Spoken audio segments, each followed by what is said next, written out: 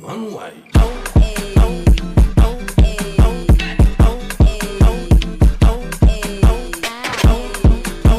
What's going on, guys? It's your boy Elisha here. Welcome back to God. Happy New Year 2019, the year where we gonna be clean and mean. And if it's because I had beans, bars. Even though it's a New Year's, this is still the same goal, but bigger and better. Goal taking over to 2019 and 2020. I'm gonna have that trademark. This is still the show where we discuss everything in the world of football from the past week. And by we, I mean me and you, the people of the world of football. But without further ado, let's talk about all the football business from the past week. First off, in the Premier League, really the only match from the Premier League and from England that I want to talk about for this week, Manchester City against Man City. Wow. Manchester City against Liverpool. And the year started out with a bang, no pun intended, but Man City screwed Liverpool 2-1 at the Etihad at City Stadium. And my thoughts before the game were, this is not going to be an easy game for either team. Now, Manchester City had the biggest pressure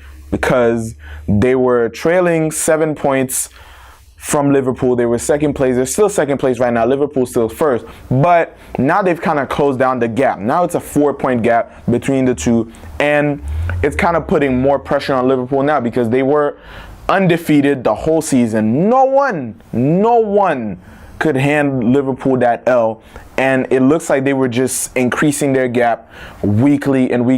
And now that City were able to beat them, now they're saying that was a statement. That was a statement game to show that, okay, we lost 2 games, but we're still here. 4 points, we're still right behind you.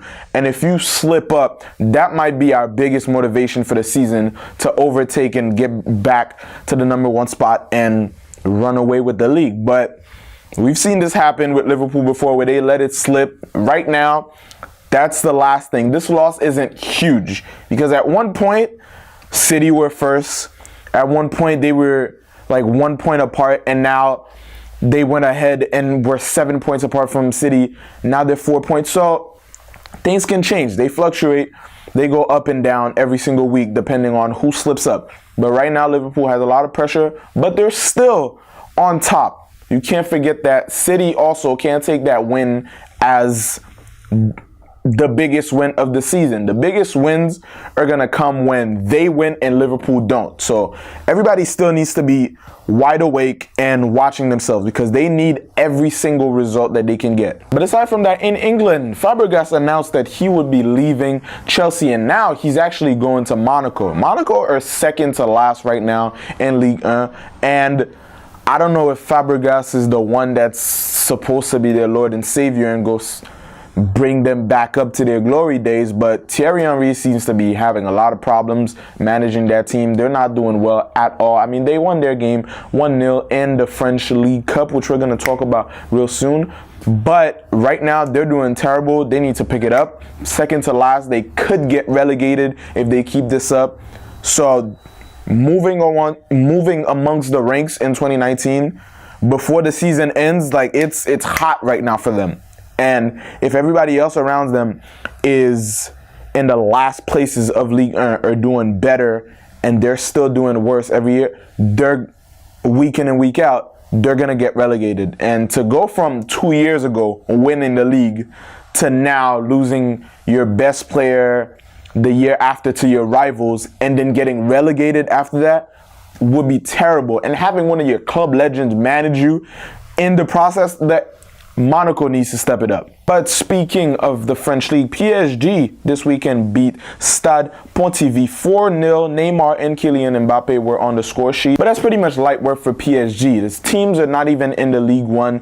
PSG is steamrolling past Ligue 1 teams week in and week out. So these second, third, fourth division teams are light work for them. But Marseille, fourth tier André Dieu beat Marseille 2-0 this week. Marseille, who is alongside the Lyon and past Monaco, used to be the teams that were really putting some pressure on PSG in the league, and now getting beat by a fourth tier team.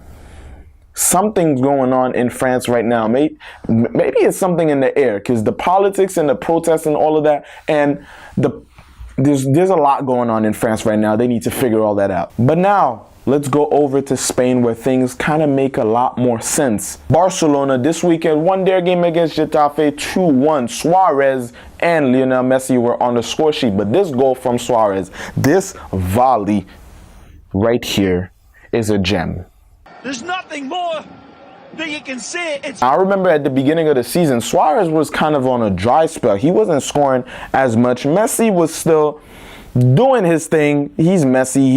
He hasn't had a dry spell or been out of form for a long time. So he was still scoring, kind of. Barcelona weren't looking the best, but now it seems like they're consistently winning. Dembele is improving every single week. Arthur is back to playing with them, and it looks like the team is a unit again, and they're showing good signs of, and now they're 5 points ahead of Atletico, who drew their game 1-1 thanks to Griezmann scoring a free kick this weekend. But back to Barca, they're actually looking like the top team in the league again, not just a team that's getting lucky results and is staying at the top. They're confident in their wins and they're running away with it. But our rivals are not so lucky. Real Madrid lost today. They lost 2-0 to Real Sociedad. But I'll give them this, the benefit of the doubt. I'll be devil's advocate for a second.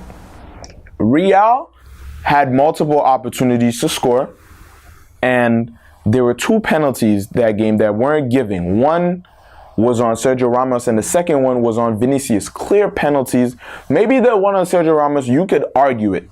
But on Vinicius, that was clear. The goalkeeper clearly went for the ball, missed the ball, and then curled his arms and took his leg. That was clear penalty, should have been given. So, and which most likely Benzema, or seems like Sergio Ramos has been taking penalties for Real for a while now. One of them, they would have put that away for sure, or they would have had a greater chance of coming up with a draw and sharing points at least. But now they're 10 points away from Barca. They're 5th.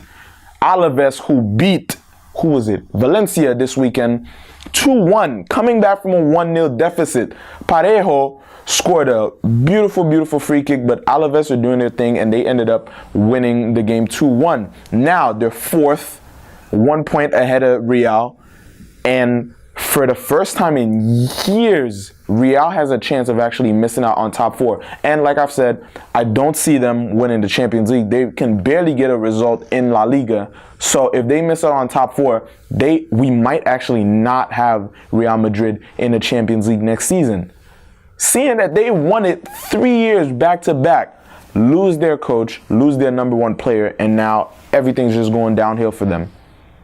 I'm not complaining though. But other than that, still some leagues, Bundesliga, Serie A, and a lot of others are still on vacation, still taking in the new year before they start playing again. So it's okay. These guys have been playing for a long time this year. The World Cup, Champions League, and a lot more other competitions. So they deserve their time off. They deserve to be chilling a little bit and just settle into the new year and get back into it fresh so we can have some good high energy football. But this Monday is going to be the announcement of the team of the year in FIFA 19. Everybody's excited, and different people have their predictions on who is going to make the World 11 team of the year in FIFA 19. Now, Trevor Noah actually posted a video on Instagram showing who he thinks should be in team of the year. And one thing that stuck out to me, and I had to comment on your boy's page. I had to let him know we got to throw hands. We got to throw hands, because if you're putting Mohamed Salah over Messi, I don't care how high Salah ranks in the Ballon d'Or rankings or whatever. Messi, over in his position, nobody beats Messi. I don't care whether you put him at right wing or cam or center forward. Nobody is topping Messi. Pause. Nobody. So putting Salah, I did not agree with that at all. But that's his opinion. So now I'm going to share who I think should make it in the top 11 in the team of the year FIFA 19 this season. Now let's start with the goalkeeper. We're starting from the back. It's a hard choice. Really, I want to say Ter Stegen. Barca fan, of course. Ter Stegen, one of for me, the top German goalkeeper of the year. It should be Oblak or Courtois. Courtois named the best goalkeeper in the World Cup, the greatest competition in football. So it wouldn't be a surprise if he won that. But Oblak, even though he sometimes doesn't get all the recognition from footballers, from real people who know the game, he gets the recognition. But overall, as far as popularity goes, they don't rate him like that. The defenders, of course, left back, Marcelo. There's no discussion about it. There's not even, don't at me, Marcelo off rip. Then, Varane, contender, should have been on the top 3 for me of the Ballon d'Or shortlist. And Diego Godin, strong, old school defender, but also one of the guys who are a little bit older, but who still managed to keep up with